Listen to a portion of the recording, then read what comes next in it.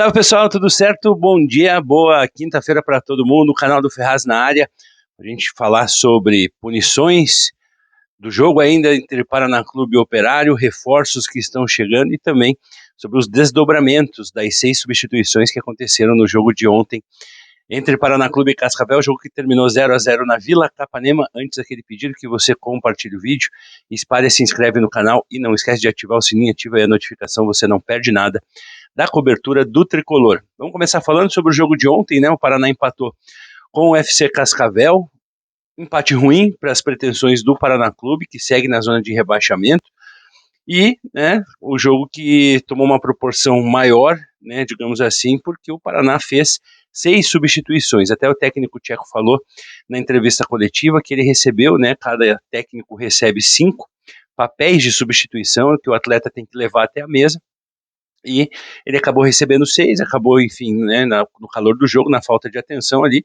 acabou fazendo, né, viu que tinha um papel a mais e fazendo essa outra alteração.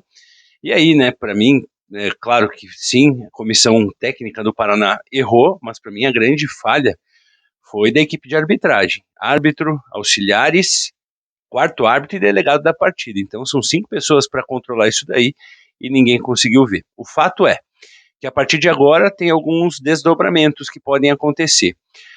O FC Cascavel, que talvez seja o principal interessado, ou qualquer outra equipe que comprove nos autos que tem interesse no resultado da partida, tem até 48 horas, 2 dias, né, a contar, né, do término do jogo de ontem, ou seja, até sexta-feira à noite, para entrar com um pedido de impugnação da partida. Né? Isso é embasado, né, no erro de direito, né, que houve, né, a arbitragem deixa de aplicar a regra ou aplica de maneira errada, então tem esse embasamento do erro de direito que é diferente do erro de fato. Por exemplo, né, o erro de fato do jogo do Atlético na Copinha, né, o gol que aconteceu de mão, aquilo é um erro de fato, não um erro de direito.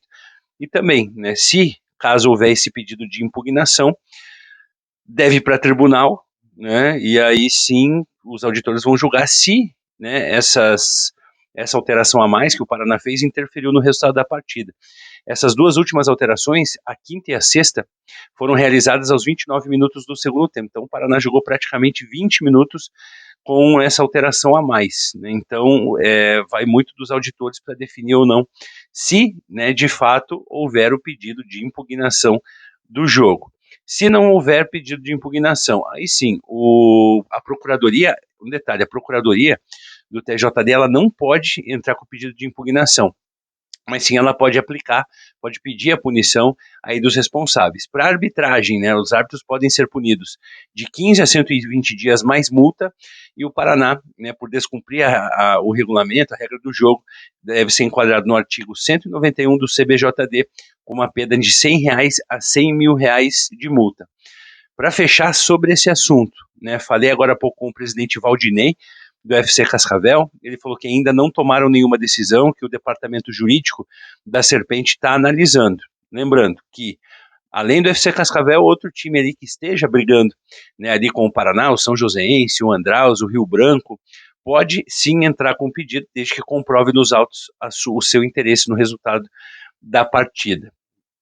E se houver de fato, né, houver o pedido de impugnação e o jogo for anulado, algo que aconteceu, né, no Campeonato Paulista da Série A3, se eu não me engano, isso já aconteceu, esse jogo entre Paraná Clube e FC Cascavel tem que ser remarcado antes da última rodada, porque a última rodada tem que acontecer todos os jogos no mesmo horário. Então, se acontecer, o campeonato vai ter um atraso aí de pelo menos uma semana para terminar aí essa primeira fase. Então, sobre os desdobramentos das 6 substituições, é isso. Vamos ver o que vai acontecer. O prazo termina amanhã à noite, sexta-feira, para saber se teremos ou não algum pedido de impugnação do jogo. Agora falando sobre julgamento de Paraná Clube e Operário, julgamento marcado para a próxima segunda-feira. Primeira comissão disciplinar do TJD vai julgar tudo o que aconteceu naquele jogo. Vamos começar falando sobre as penas que podem acontecer para o Paraná Clube. O Paraná vai ser julgado com base em alguns artigos. Pela invasão do então gerente de futebol Fernando Miguel, artigo 258D do CBJD, até R$10 mil de multa. atraso de 3 minutos para a volta do segundo tempo, de 100 a 100 mil, de 100 reais a R$ 1.000 de multa. Pelo objeto, né, teve um objeto não identificado durante a confusão que o supervisor do Paraná, na ocasião, acabou tirando do gramado, né, mas a arbitragem não conseguiu identificar qual era o objeto, não atingiu ninguém. Artigo 213, inciso 3 do CBJD, de R$ 100 a R$ 100.000 de multa. Invasão dos atletas, né, o Paraná é julgado pela invasão dos atletas para cima da arbitragem também, no mesmo artigo, de 100 a 100 mil reais de multa. E por fim, né, teve ali um copo arremessado, não foi identificado o líquido, não atingiu ninguém, mas o pessoal do Operário entregou para a mesa, né, um copo atirado pela torcida, também o mesmo artigo, 213, inciso 3, de R$ 100 a R$ 100.000 de multa. Então o Paraná vai ser julgado por todos esses artigos, mas não tem risco de perder mando de campo. Com relação aos atletas, o Júlio Rushi e o Sagui, eles foram enquadrados aí no mesmo artigo, que é o 243F e o 258B. A pena para o primeiro, 1 a 6 jogos mais multa, e o outro 1 a 3 jogos. Então, no total aí, pode pegar até 9 jogos de suspensão. As penas do Kevin e do Geilson podem ser maiores, porque eles foram enquadrados em 3 artigos.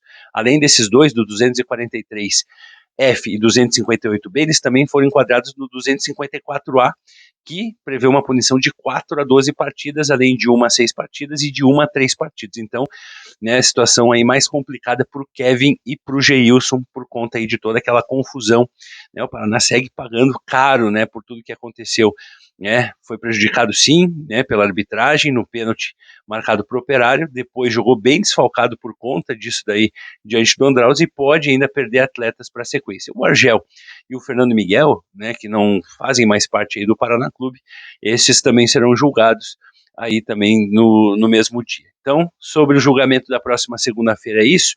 E para a gente fechar, vamos falar sobre reforços, né? O Paraná, que está buscando, né, depois da chegada do Carlos Bonatelli, o Paraná viu-se e precisava de fato, a gente sempre tem falado por aqui sobre essa busca por reforços, né, o Paraná precisa, né, de peças de reposição à altura, e o Paraná acertou já a contratação do volante Carlos Dias.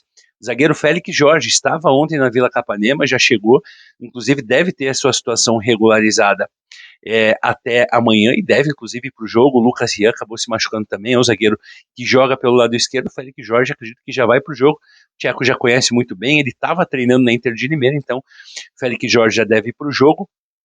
Atacante Eric Bessa, informação que a gente trouxe ontem em primeira mão.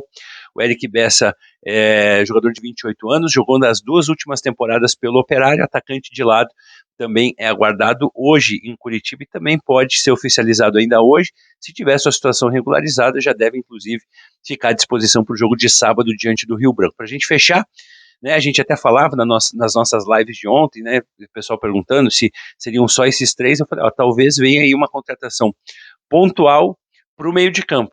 E esse jogador é o Danilo Nazaré, jogador de 24 anos, estava no Marcílio Dias e no ano passado defendeu a Ferroviária na Série C do Campeonato Brasileiro, na Série A2 do Campeonato Paulista também. Então, Danilo Nazaré é um meia, né, meia canhoto, 24 anos, também que deve chegar para reforçar o tricolor para essa reta final de Campeonato Paranaense. A briga por hora do Paraná Clube é lutar contra o rebaixamento, né, é garantir a sua permanência na elite do futebol paranaense, mas claro, emplacando aí uma sequência de vitórias, é muito próximo, né, a saída da zona de rebaixamento para colar ali no G8 da competição estadual. As notícias de hoje são essas, vamos esperar, a qualquer momento a gente volta para trazer informações, se haverá ou não pedido de impugnação do jogo de ontem, e a gente vai trazendo tudo para vocês aqui no canal do Ferraz. Ótima quinta-feira para todo mundo.